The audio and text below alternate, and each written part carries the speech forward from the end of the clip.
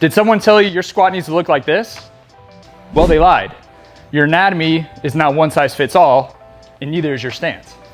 One key piece of anatomy that may be affecting your squat stance is whether your femurs are rotated forward or backwards. Forward being they're more anteverted, in which you may prefer a narrow squat, or rotated backwards, in which a wider stance may feel more comfortable for you. One simple test you can do at home is to lay flat on the ground in front of a mirror, bring your knee to 90 degrees, maintaining your hip on the table, you're gonna let the foot fall to the outside. If it's more on the outside, you're gonna prefer more of a narrow stance. If you have more on the inside, you're gonna prefer more of a wider stance. So give it a shot at home and let us know in the comments which stance works best for you.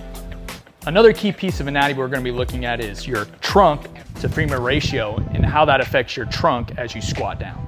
As we saw with Danny, she has a more forward rotated femur. She prefers a more narrow stance, and as stated, she likes the narrow stance. So now we're gonna look at her narrow stance squat and see what her femur to trunk ratio looks like. Now we're gonna have Danny squat.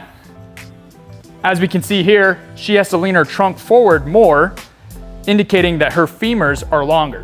So now we're gonna have you stand back up, stance a little bit wider, go ahead and squat down. And now we can see that that trunk is a little more upright and more parallel to the shin.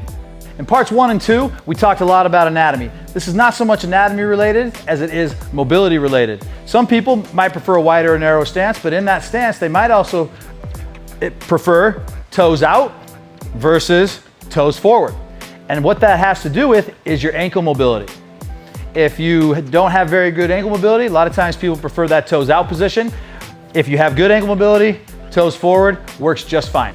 How we're gonna test your ankle mobility, super simple. We call it the knee to wall test. What you're gonna do is you're gonna take your fist, you're gonna place it between your toe and the box, like so.